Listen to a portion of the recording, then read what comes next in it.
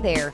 Welcome back to the Bridge the Gap podcast. I'm your contributor host, Christy Van Der Westhuizen.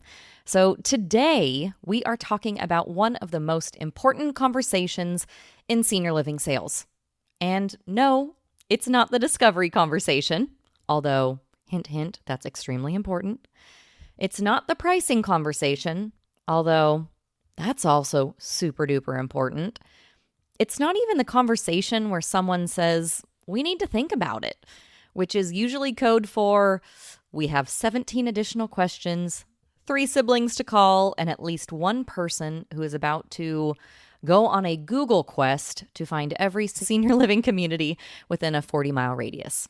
Okay, so not even those 3 really, really important conversations.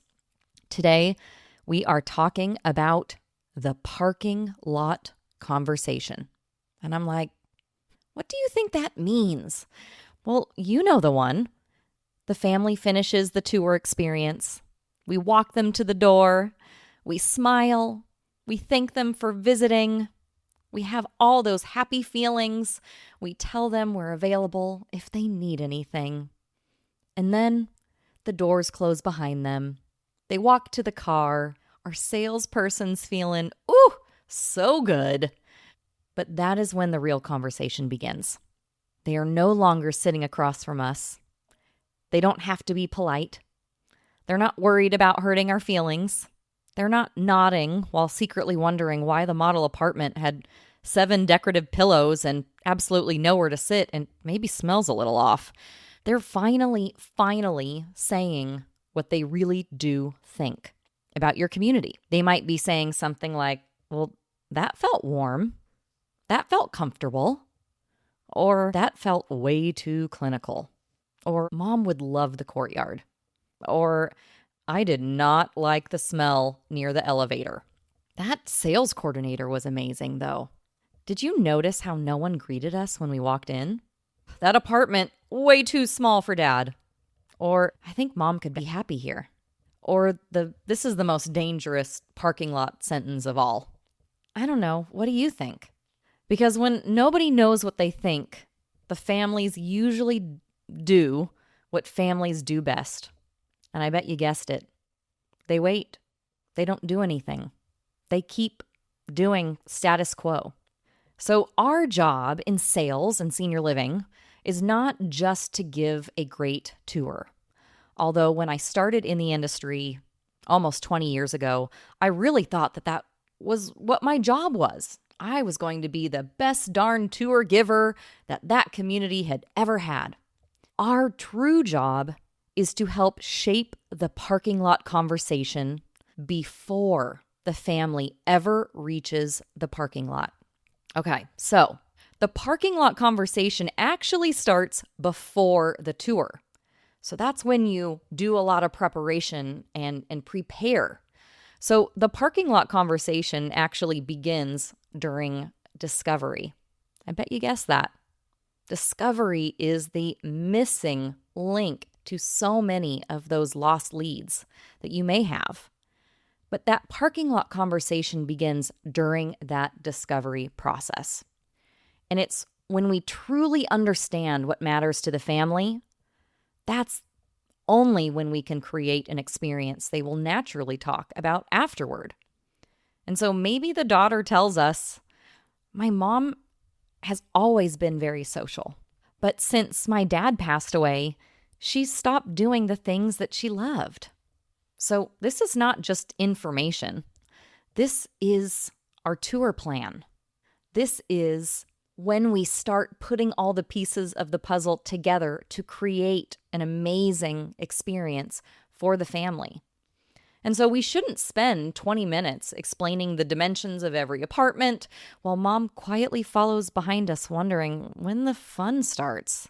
We need to introduce her to residents, show her our calendar, walk through the dining room while people are gathering, and maybe mention the book club, the garden group, or the lady who somehow wins every single pinochle game and is currently being investigated. No, just kidding. But that's where the life is. So when the family is in the parking lot, the daughter's not saying, the apartment had a nice refrigerator. She's saying, "Did you see how mom lit up when she met Carol?" That is the conversation we want. That's the best parking lot conversation that we can really hope for and really plant the seeds during their tour experience. People rarely choose a senior living community because of a refrigerator. Although you can call me and tell me if I'm wrong. But maybe it's a truly spectacular refrigerator. But people choose a senior living community because they can picture a better life at your community. So, what will they remember on their tour when they are, again, walking back to their car in the parking lot?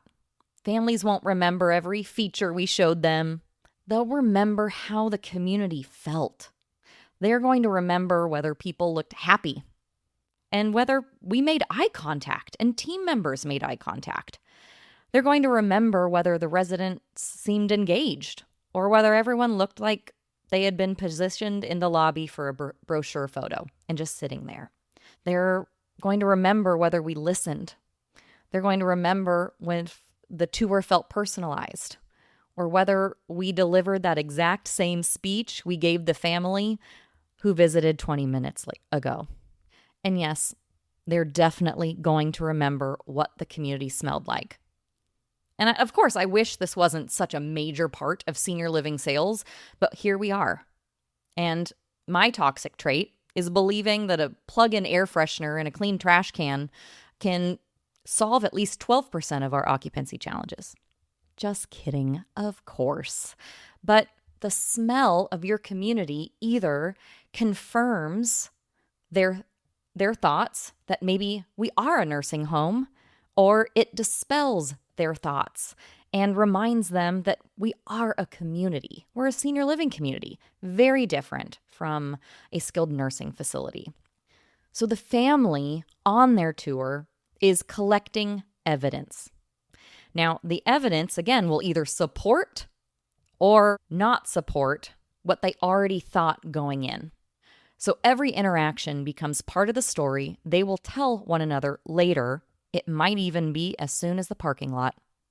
So it's things like the receptionist who knew the prospect's name and even had a welcome sign, even better. It's the caregiver who stopped to say hello with a beautiful smile, welcoming them. It's a resident who smiled and said, "You'd love it here. I wish I had moved here years ago." It's the maintenance director who picked up a piece of trash without being asked.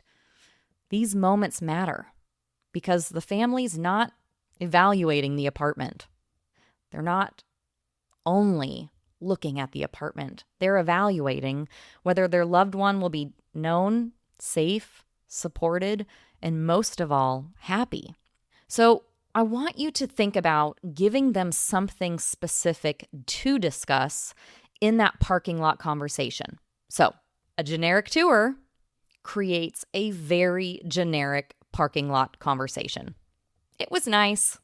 Nice, not a sales strategy. We need to give families specific emotional moments to discuss in the parking lot. Maybe we arrange for a prospect to meet someone who shares a similar interest. It was nice. Again, nice is lovely. Nice is polite. But nice does not always lead to a move-in. Instead, ask questions that prepare them for a productive parking lot conversation.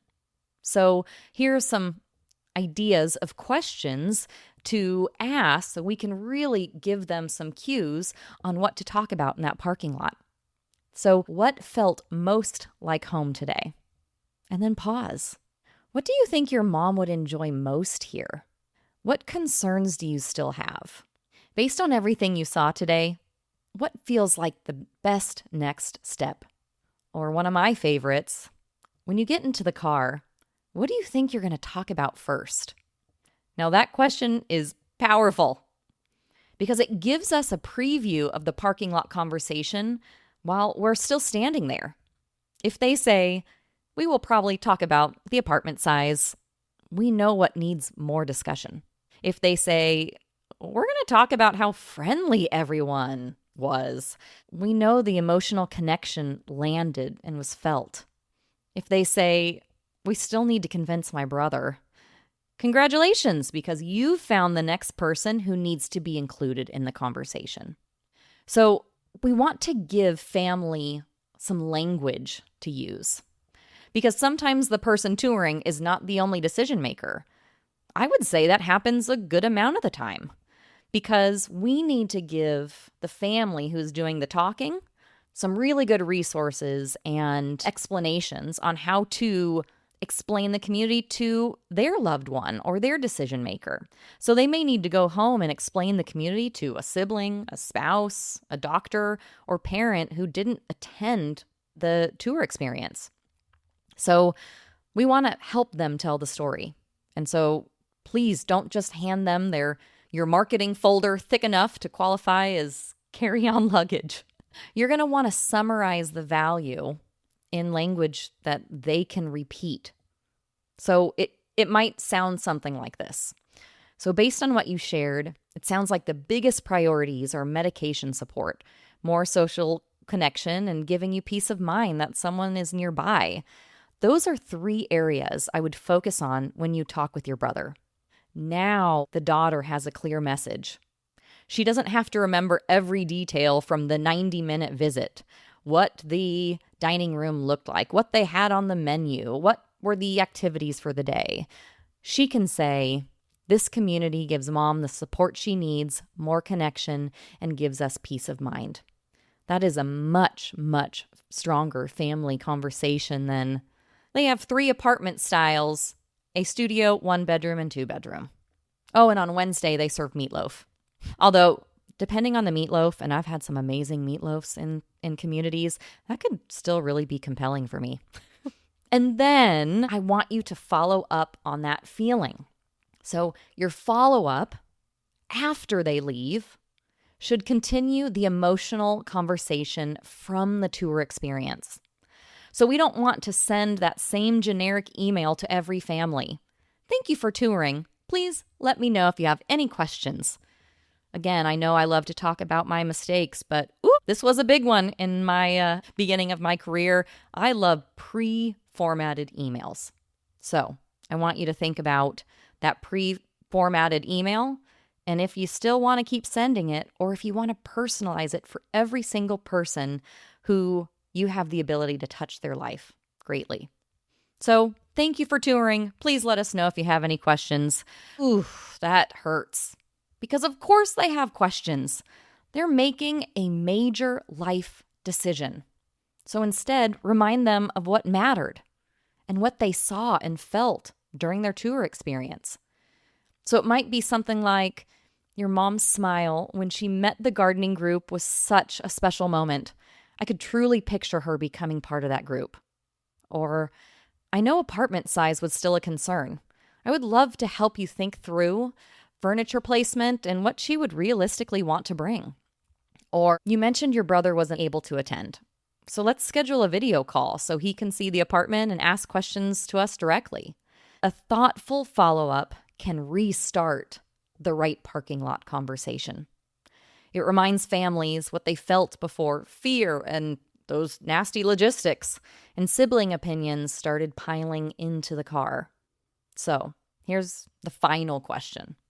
Before your next tour, ask yourself, what do I want this family to say when they get into the car? Not what do I want them to say about me? Not what I want them to say about our granite countertops or meatloaf or that amazing refrigerator. What do I want them to say about the life their loved one could have? Maybe it's, I think mom would be happy here. Or I finally feel like dad would be safe. Or that felt different from the other places. They really understood us. I can see her living here. That is the goal. Because the best tours don't end when the family walks out the door. Again, newbie Christy, I thought that was the absolute best part because you knew you nailed it. No. The best part, it continues through the parking lot, into the car, around the dinner table, and into every conversation that leads the family closer to a decision. So this week, don't just plan the tour, although you need to plan the tour. Plan the conversation that happens after the tour. Create personal moments. Address the hesitation. Ask better closing questions. Give the family language and talking points they can use. And make sure when those doors close behind them and you're waving at them, they're not just simply saying, "That was nice." Make sure they are saying, "I think we found the right place." Now go create a parking lot conversation that moves someone forward. Thank you so much for the time, and I hope you love learning about all things senior living, sales, and marketing as much as I have. Have a great day.